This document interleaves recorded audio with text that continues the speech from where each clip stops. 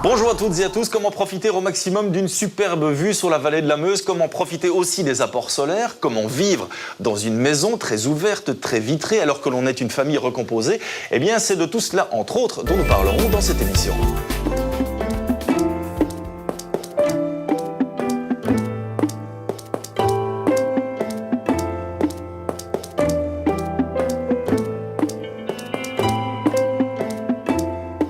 Pierre, cette maison, elle a 5 ans aujourd'hui et c'est vrai qu'au départ, cette maison, c'est quoi? C'est un terrain avec une vue superbe sur la vallée de la Meuse. Oui, tout à fait. Donc en fait, une vue omniprésente, un paysage fantastique vers la vallée de la Meuse et depuis les coteaux de Vinalmont. Et c'est vrai que cette vue, eh bien, tout simplement, elle va dicter vos choix architecturaux aussi. Il faut tourner la maison vers là, c'est un peu ça finalement, et vers le sud. Voilà, donc tout naturellement, on s'est implanté face au soleil puisque le terrain permettait ce genre d'implantation. Et on capte un maximum l'énergie solaire tout en bénéficiant de la vue qui reste omniprésente. Et c'est vrai que tout au long de la conception, il y a eu une réelle réflexion par rapport aux économies d'énergie. Ce n'est pas une maison en bois, contrairement à ce qu'on pourrait penser, c'est une maison en bloc de béton cellulaire. Voilà, donc bloc de béton cellulaire, matériau parfaitement isolant, donc dans une épaisseur de 30 cm, qu'on a ensuite réemballé par un gros manteau d'hiver en laine de roche. Et c'est vrai que le bois, il a un côté esthétique bien entendu, mais ce n'est pas le seul avantage du bois. On va le découvrir quand on sera à l'intérieur. Pour l'instant, je vous propose encore de vous balader et de profiter de cette petite lumière d'automne. I've heard the waterfall roaring again since I've been loving you. With my poor heart in my throat, I begin living a dream come true. Quelle bonne idée d'avoir conçu cette terrasse couverte qui permet d'avoir une vue sur la vallée, qui permet aussi de profiter de ce petit soleil d'automne. Vous avez, je suppose, très envie de voir ce qui se cache derrière ce mur. Eh bien, on va découvrir tout cela juste après la pub. Allez, on débute la visite de l'intérieur de cette habitation par un des grands coups de cœur. Il y en a plusieurs, hein. Fabienne, c'est cette chambre, votre chambre et cette salle de bain. Je suis un petit peu jaloux, je dois bien l'avouer, quand je la vois. Et c'est vrai qu'elle est assez emblématique en fait de la philosophie de la maison. Voilà, tout ouvert, c'est vrai. Mais on peut, si on le veut, quand on a envie d'un peu d'intimité, eh bien on referme tout simplement cette cloison vitrée. Et voilà, là on peut prendre son bain tout à fait à l'abri des regards. Par ailleurs, quand on est seul, ben là, à ce moment-là, on a une vue sur l'extérieur. Et c'est vrai que cette chambre, votre chambre, elle communique avec le salon, elle communique avec la cuisine. Les enfants, eux, sont en bas. Il y avait aussi une volonté de pouvoir, alors que vous êtes dans une famille recomposée, de pouvoir recréer aussi son cocon, tout simplement. Voilà, mais quand les enfants sont là, c'est vrai que toute la maison vit et c'est très agréable. Et puis quand on ne sont pas là, il ne faut pas non plus qu'on se retrouve, qu'on ait l'impression de se retrouver tout seul. Alors à ce moment-là, ben, eux, ils sont en bas. Ils ont leur espace. Et puis quand ils ne sont pas là, on n'a pas vraiment l'impression d'être tout seul. Parce que nous, on vit de plein pied dans, on peut dire, un appartement aussi. Et chaque enfant a son code couleur dans sa chambre. Voilà. Il y a encore un petit détail qui est formidable. Quand vous êtes couché dans ce lit, vous avez une vue. On a une vue formidable. superbe, voilà. Une vue de jour où là, bon, on voit toutes les formes des collines. Et puis une vue de nuit aussi où on a toutes les petites lumières de la ville. Je peux rester jusqu'à ce soir? Allez, on va négocier avec Pierre. J'ai très très envie d'en profiter, voilà, évidemment. Oui.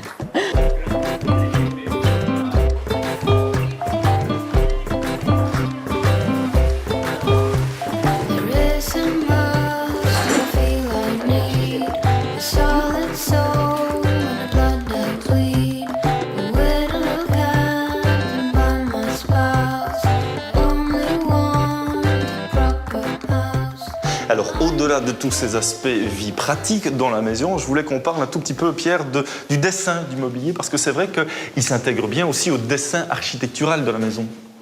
Oui, c'est quelque chose qu'on apprécie de faire, c'est de prolonger le côté architectural à l'intérieur du bâtiment par le dessin du mobilier. C'est vous qui l'avez dessiné, le mobilier? Oui, voilà. Nous avons dessiné le mobilier, une bibliothèque, une table tout en longueur, le plan de travail de la cuisine, avec une homogénéité de matière, en restant dans les teintes de noir, les nuances de noir assez sombres, qui s'effacent pour laisser place à la lumière, à la transparence, et quelques touches de couleurs qui sont bien choisies. You've dreamt the song before. You've sang the song before. You've seen it all before. It was just a little different, that song.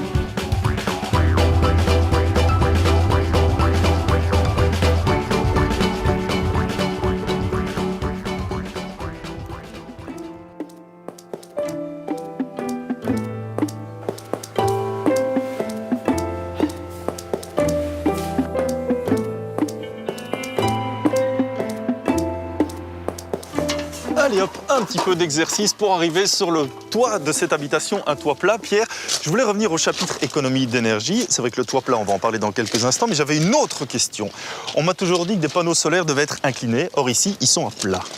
Alors Oui, donc en fait ici on a quand même un petit peu sacrifié une perte de rendement. Ouais. Oui. Par contre, on a utilisé un système de capteurs sous vide, donc ce sont des tubes qui ont un rendement supérieur au capteur plan. Et ils fonctionnent comment ces tubes? Donc en fait on a un liquide glycolé qui circule dans le tube, qui est capté par un collecteur et qui est renvoyé alors dans un ballon mixte qui se trouve en chaufferie. Et ça veut dire que quoi, ces tubes sont plus efficaces que les panneaux habituels? Oui, ils ont un rendement supérieur. Oui. Alors on va reparler du toit plat parce que c'est vrai qu'il y a aussi une gestion de l'eau ici qui est très très importante. On est dans une région où il y a des sources, on est dans une maison aussi où on va récolter toutes les eaux de pluie. Oui, donc en fait comme le bâtiment est assez encastré, on a soigné vraiment tout le système de récolte des eaux, donc comme vous l'avez dit, énormément de sources, qu'on a conduites dans une citerne de 10 000 litres. Et avec les 20 000 litres de récolte d'eau de pluie, on a quasi une autonomie au niveau de consommation Notre d'eau. petite balade à l'intérieur de cette habitation avec toute une série de détails qui ont évidemment éveillé votre petit regard, Virginie. Premier détail, c'est ce meuble dans le hall d'entrée. Voilà, ce meuble est assez intéressant parce qu'il a plusieurs fonctions. C'est vrai qu'il garde l'intimité du patio qui est de l'autre côté et fait une zone tampon avec ce hall d'entrée. Et une fois qu'on est face à lui, on est dirigé à gauche ou à droite et on va dans les espaces de vie. Alors ici, c'est du MDF qui a été utilisé mais qui n'est pas peint. Voilà, il a été traité de manière différente et c'est intéressant d'en parler. D'habitude, un MDF est verni quand on l'utilise en mobilier. Ici, ça a été ciré. Donc on applique de la cire sur un chiffon. En général, pas en trop grosse quantité, sinon ça boit et ça va faire des auréoles. Et vous passez vraiment le chiffon sur l'ensemble de la porte et ça vous donne un aspect finalement aussi bien protégé qu'avec un vernis, mais moins brillant. C'est beaucoup plus mat et plus doux. On continue notre petite revue de détails en passant On y à la va. cuisine. Alors déjà dans cette cuisine, on va retrouver le même type de MDF pour ce mobilier, mais ce qui vous intéressait, c'était ce plan de travail. Voilà, ici on a un plan de travail qui a été fait avec un matériau qui est détourné. C'est du linoléum. En général, on retrouve ça au sol. C'est vrai. Et donc c'est un produit qui est très naturel, qui est hygiénique, qui est fait à base de fibres naturelles. Il est quand même posé sur un panneau. Voilà, vous avez une structure rigide en dessous, un panneau, et on le pose dessus. Mais c'est vraiment très pratique d'entretien. Vous avez une petite éponge humide et tout est nettoyé en 2 dans 3 mouvements. Autre mobilier qui m'intéresse, c'est cette table avec là aussi un matériau que je ne connais pas du tout et vous allez donc m'éclairer. Voilà, ici c'est un matériau qui est assez nouveau, qui est très intéressant à découvrir. En fait, si vous voulez, une société qui crée beaucoup de panneaux de stratifiés a décidé de récupérer toutes ces chutes et finalement d'en faire des particules pour les assembler entre elles et faire un nouveau panneau. C'est un peu comme le MDF tout simplement. Voilà, c'est un peu le même principe de fabrication. Alors, ce qui est génial, c'est que finalement, on a un matériau qui est comme ça sur une grande portée, qui peut être teinté dans la masse en noir, en bleu, en vert, en différentes couleurs. Et vous avez cet effet assez mat avec un petit relief dans le bois qui se marie ici très bien, en tout cas, avec le design des chaises. Et c'est un matériau qui est aussi assez chaleureux, je trouve. Et il est pas À la cher semaine aussi. prochaine, puisqu'on se retrouvera évidemment dans un autre environnement. D'ici là, surtout portez-vous bien et n'hésitez pas à embellir vos maisons. À bientôt, au revoir. À bientôt.